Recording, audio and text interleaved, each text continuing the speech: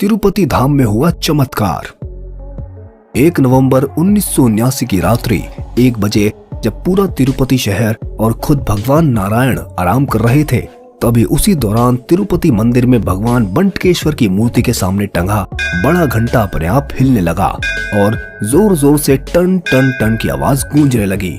घंटे की आवाज पूरे शहर में गूंज उठी और लोग आवाज सुनकर बेहद चकित हुए।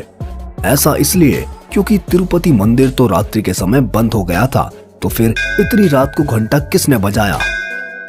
आपको जानकर हैरानी होगी कि इस मंजर को देखकर मंदिर के मुख्य अधिकारी पीवीआर प्रसाद की आंखों में आंसू थे।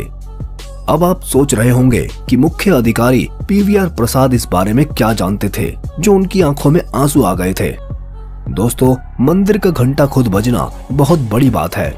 इसे सरकार और मीडिया ने अच्छे से कवर नहीं किया और न ही इस बारे में आम जनता को ज्यादा जानकारी दी। अब हम आपको इस वीडियो के माध्यम से इस बारे में ऐसी जानकारी देने वाले हैं जिसे सुनकर आपके होश उड़ जाएंगे।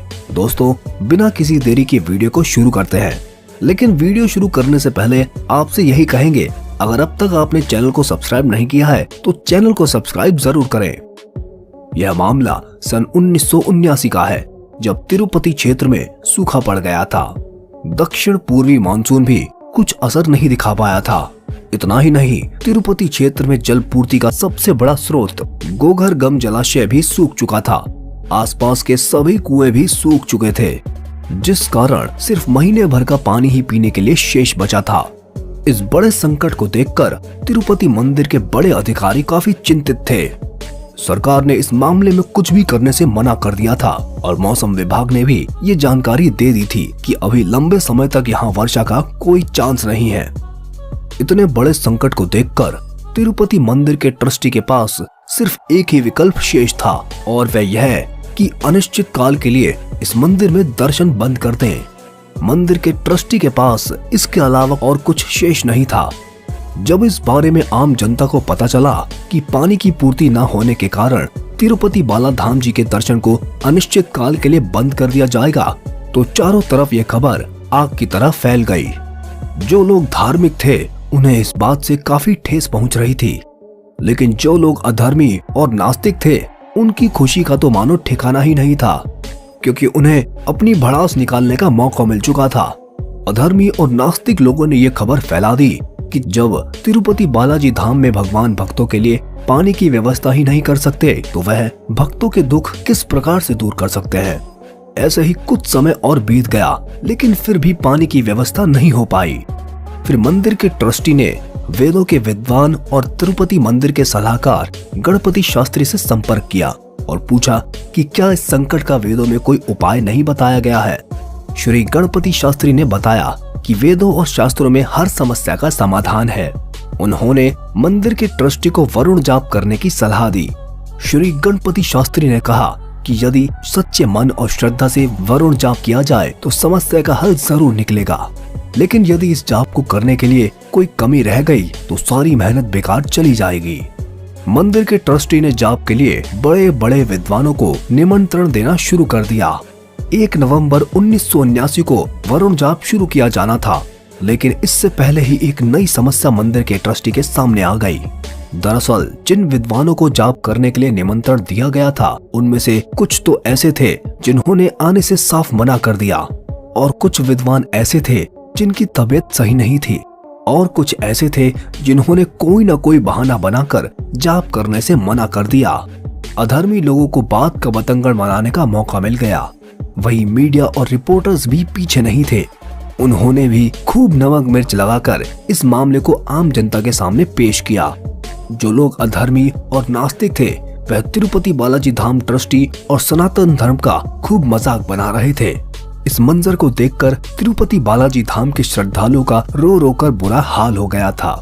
वहीं दूसरी ओर मंदिर के सभी ट्रस्टी और मंदिर के मुख्य अधिकारी पीवीआर प्रसाद बहुत ज्यादा चिंतित हो रहे थे कि क्या अब वरुण जाप हो नहीं पाएगा, क्या सालों से चली आ रही परंपरा खत्म हो जाएगी, और क्या अब तिरुपति बालाजी महाराज के दर्शन श्रद्धालुओं को नहीं मिलेंगे।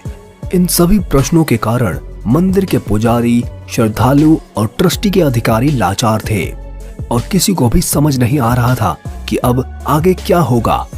फिर इसके पश्चात मंदिर के दरवाजे बंद कर दिए गए और सभी लोग अपने घर चले गए। मंदिर के पुजारी और अधिकारी अपने कक्ष में लौट गए, लेकिन नींद किसी की भी आंखों में नहीं थी। तभी रात 1 बजे तिरुपति क्षेत्र में घंटे की आवाज गूंजने लगी। पहले तो सबको समझ नहीं आया कि ये घंटे की आवाज कहां से आ रही है, लेकिन फिर सोचने के बाद सभी लोगों को ये पता चल गया कि ये घंटे की आवाज तिरुपति बालाजी मंदिर में लगे घंटे से आ रही है। तिरुपति बालाजी मंदिर के अधिकारी पीवीआर प्रसाद जी की आंखों में आंसू थे और वह यह जान चुके थे कि भगवान की ओर से उन्हें ये संकेत दिया जा रहा है कि भगवान हमेशा अपने भक्तों के साथ है। सुबह होते ही चारों तरफ एक सकारात्मक माहौल नजर आया। जिन विद्वानों ने वरुण जाप करने से मना कर दिया था, उन्होंने खुद आकर वरुण जाप में शामिल होने का वादा किया। दोबारा से मुहूर्त निकाला गया और 8 नवंबर के दिन वरुण जाप शुरू किया गया। आपको बता दें कि वरुण जाप करना इतना आसान नहीं है। कुछ विद्वानों को पुष्कर सरोवर में घंटों तक छाती तक पानी में खड़े होकर जाप करना था। ये काफी जटिल वैदिक प्रक्रिया है। यह पूजा सुबह 3 बजे से शुरू हो जाती है। कुछ विद्वानों को यज्ञ करना था और कुछ विद्वानों को पाठ करना था। 3 दिन के कठिन जाप के पश्चात चौथे दिन पूर्णहुति के रूप में सहस्त्र कलश अभिषेक श्री वेंकटेश्वर को अर्पित की जानी थी। 3 दिन की कड़ी तपस्या और जांच के बाद धीरे धीरे सभी प्रक्रिया पूरी की जा रही थी। भगवान वेंकटेश्वर के आरच विग्रह को स्नान कराने के पश्चात वापस मंदिर में ले जाया जा रहा था। अधर्मी लोग, पत्रकार सब तमाशा बनाने का इंतजार कर रहे थे, क्योंकि आसमान में बादल कहीं भी नहीं थे। चारों तरफ सूर्य की चमक से आसमान चमक रहा था। अधर्मी लोग मजाक बनाते हुए कह रहे थे कि कभी ऐसा भी हो सकता है क्या कि वरुण जाप करने से बारिश हो जाए। कैसा अंधविश्वास है। मंदिर के मुख्य अधिकारी चुपचाप भावुक होकर सारी बातें सुन रहे थे। तभी उनके माथे पर एक पानी की बूंद गिरी। उन्होंने सोचा शायद ये पसीना है, लेकिन जैसे धीरे धीरे पानी की बूंदें उनके माथे पर गिरी और जब उन्होंने नजर घुमाई तो देखा कि आसमान में बादल छा गए थे और बारिश शुरू हो चुकी थी। देखते ही देखते इतनी तेज बारिश शुरू हुई कि कुछ ही देर में गोगर्भम जलाशय और आसपास के सभी कुएं पानी से भर गए। जहां सूखा था वहां पानी ही पानी नजर आने लगा और भगवान की इस माया को देखकर अधर्मी लोगों की बोलती बंद हो गई थी।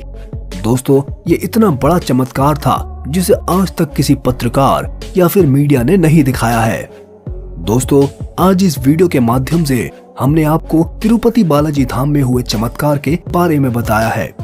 हम उम्मीद करते हैं कि आपको वीडियो पसंद आई होगी। वीडियो को अधिक से अधिक शेयर करना और चैनल को सब्सक्राइब भी कर लेना। तब तक के लिए धन्यवाद।